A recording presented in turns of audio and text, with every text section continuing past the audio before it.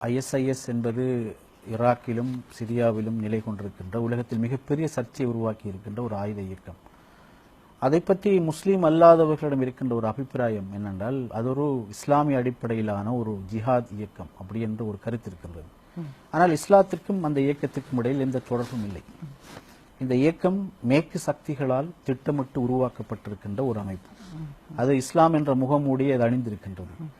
அது எந்த சக்தியால் உருவாக்கப்பட்டு எப்படி அது வழிநடத்தப்படுகிறது, அது ஏன் உருவாக்கப்பட்டது, எதிர்காலத்தில் அதனால் மேற்கத்திய ஏகாதிபத்திய சக்திகள் எதிர்பார்க்கின்ற விளைவுகள் அடைவுகள் என்ன என்பதை மிக தெளிவாக ஆதாரபூர்வமாக ஆய்வுபூர்வமாக நான் இந்த நூலிலே சொல்லியிருக்கின்றேன். ஸோ அது மட்டுமல்ல, ஆப்கானிஸ்தான் போராடுகின்ற தாலிபான்களாக இருக்கலாம், அல்லது மேற்கு ஆப்பிரிக்க நாடான நைஜீரியாவில் போராடுகின்ற போகோ ஹராமாக இருக்கலாம், ஷபாபாக இருக்கலாம், அல் காய்தாவாக இருக்கலாம். இவைகளெல்லாம் சில ஏகாதிபத்திய சக்திகளுடைய நலன்களுக்காக, அதாவது மத்திய பலமான எண்ணெய் வயல் நிறைந்த மத்திய கிழக்கு நாடுகளை பிளவுபடுத்தி துண்டாடி குழம்பிய குட்டைகளாக ஆக்கியதற்கு பிற்பாடு தாங்கள் தொடர்ந்தும் தங்களுடைய குறைந்த விலையில் மத்திய கிழக்கு எண்ணெய் கொள்ளையடிப்பதற்காக அந்த ஊர் திரண்டால் கூத்தாடிக்கு கொண்டாட்டம் என்ற அந்த அடிப்படையில், ஆமாம், அப்படியான ஒரு கேச்சிங் ஃபிஷ் இன் ட்ரபிள் வாட்டர்ங்கிற ஃபாரின் பாலிசியை இம்பீரியலிஸ்ட் பவர் பின்பற்றுகிறார்கள். அதற்காக ஒரு டூலாக இந்த ஆயுத இயக்கங்களை பயன்படுத்துகிறார்கள். இவர்களுடைய ஒரு சீன், அதாவது ஒரு உதாரணம் நான் சொல்கிறேன். ஒரு ஐசிஸ் போராளி ஒருவரை கொண்டு வந்து துப்பாக்கியால் சுடுறாரு. அவர் எதிரிகளிடம் எங்களை காட்டி கொடுத்த எதிரிகள் யார் என்று அவர்கள் இன்னும் சொல்லவில்லை. அது இன்னொரு பிரச்சனை. இன்னொருவர் ஒரு கொடியை பக்கத்தில் வைக்கிறார். அந்த கொடியில இருக்கிறது இறைவன், அல்லாஹ்வை தவிர இறைவன் இல்லை என்ற ஒரு கொடியை பக்கத்தில் ஒருவர் வச்சிருக்கிறார். இன்னொருவர் ஒரு அப்பாவியை துப்பாக்கியால் சுடுறார். இந்த சம்பவம் நடந்து அடுத்த கணத்திலேயே CNN, ராய்ட்டர்ல, ஃபாக்ஸ்ல, உலகத்துடைய முக்கியமான இன்டர்நேஷனல் மீடியாவில எல்லாம் இந்த காட்சி எப்படியோ வருகிறது. சோ இதுக்கு பின்னால் உள்ள பாலிடிக்ஸ் என்னென்றால், அதாவது உலகத்தில் இன்றைக்கு ஆக powerful profitable business industry Islamophobia industry. இஸ்லாத்தை பற்றிய ஒரு உலக பீதியை சில சக்திகள் உருவாக்குகிறார்கள். அதற்கு ஒரு டூல் தான் இந்த ஆயுத இயக்கங்கள். ஏன் அந்த பீதியை உருவாக்குகிறார்கள் என்பதற்கு பல காரணங்கள் இருக்கிறது. குறிப்பாக இந்த மத்திய கிழக்கு நாடுகளை தொடர்ந்தும் பிளவுபட்ட நாடுகளாக காப்பதற்கும் பேணுவதற்கும், அதனூடாக இந்த மன்னர்களிடமிருந்து குறைந்த விலையில் எண்ணெய்களை தொடர்ந்து அவர்கள் கொள்ளையடித்து வருகிறார்கள், அதை நீடிக்கச் செய்வதற்குமான ஒரு அரசியல் சூழலை உருவாக்குவதற்கு இந்த ஆயுத இயக்கங்களை அவர்கள் ஒரு டூலாக பயன்படுத்துகிறார்கள். அப்படியானால் மேற்குலகின் கைக்கூலிகள் நிச்சயம் மிக தெளிவாக நாங்கள் அதை நிறுவ முடியும். மேற்குலகினுடைய கைக்கூலிகள்.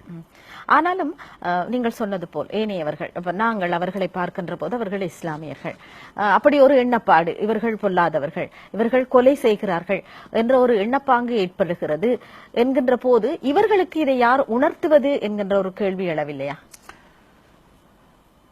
உண்மையிலே மிக தெளிவாக சொல்வதாக இருந்தால், இந்த போராட்டக்கு தலைமை வகிக்கின்ற அபூபக்கர் பக்தாதி என்பவர் ஒரிஜினலி இஸ்ரேல் போன் ஒரு ஜூஸ். அவர் அமெரிக்காவில் பயிற்றுவிக்கப்பட்டு பக்தாத் பல்கலைக்கழகத்துக்கு அனுப்பப்பட்டு தாடியும் துப்பாவும் தொப்பியும் போடப்பட்டு அரபு மொழியை படித்து இஸ்லாத்தில் போராட்டம் பற்றி இருக்கின்ற சட்ட வசனங்களை எல்லாம் நன்கு அத்துப்படியாக பாடமாக்கி விளக்கம் சொல்லக்கூடிய வகையிலே நன்கு பயிற்றுவிக்கப்பட்டு வளர்க்கப்பட்ட ஒருவர்.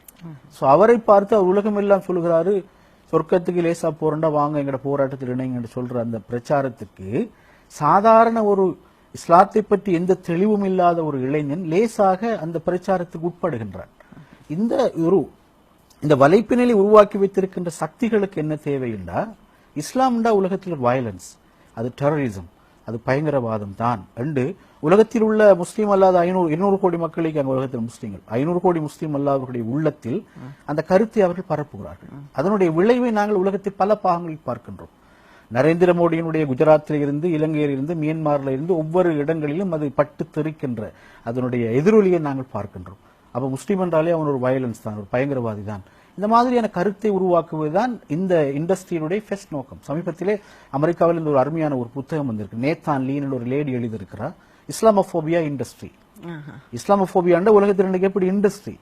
உதாரணமாக சமீபத்தில் பிரான்சிலே மேற்கொள்ளப்பட்ட தாக்குதல், அந்த தாக்குதல் மேற்கொண்டவர்கள் யார், அதனுடைய நோக்கம் என்ன, இதைத்தான் நான் சொல்கிறேன். இந்த மேலோட்டமாக செய்தி பத்திரிகைகள் வருகின்ற செய்திகளை பார்த்து விட்டு நாங்கள் உலகத்தினுடைய அரசியலை சரியாக விளங்க முடியாது.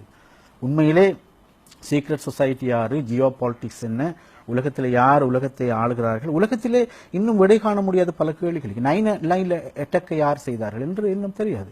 ஜான் ஆஃப் கென்னடியை கொலை செய்தவர்கள் யார் என்று இன்னும் யாருக்கும் தெரியாது. 2 உலக யுத்தங்களை உண்மையாக அதை முடுக்கிவிட்டவர்கள் யார் என்பது உலகத்துக்கு தெரியாது.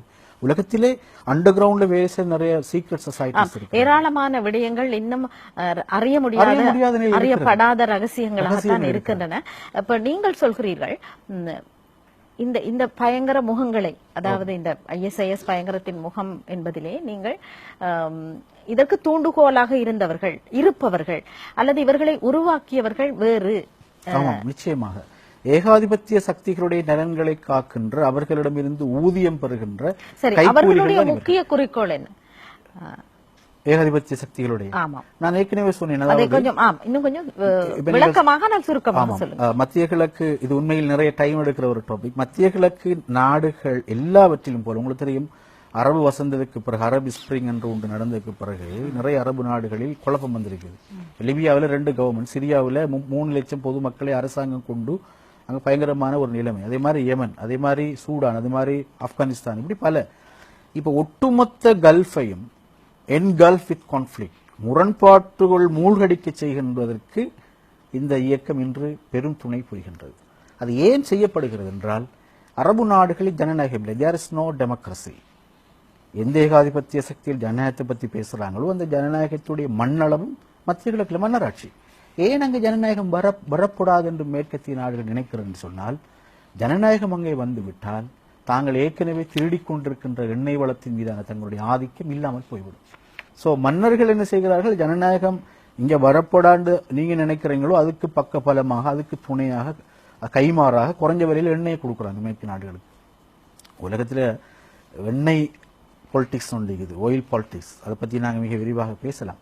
சோ நான் சொல்றவாறு ஏன் இதை உருவாக்குனீங்கன்னு நீங்க கேட்கறீங்க. முதலாவது பல காரணங்களுக்கு மிக முக்கியமான காரணம், அந்த எண்ணெய் வளத்தின் மீது தங்களுக்கு இருக்கின்ற ஆதிக்கத்தை நீடிக்க செய்ய வேண்டும் என்றால், ஒன்றுபடாத, பிளவுபட்ட, ஒன்றுக்கொன்று மோதுகின்ற ஒரு அரபு உலகம் தொடர்ச்சியாக இருக்க வேண்டும். அதற்கு இந்த கான்ஃபிளிக்டை உருவாக்குகின்ற இந்த இயக்கம் இருக்க வேண்டும் மத்திய கிழக்கு.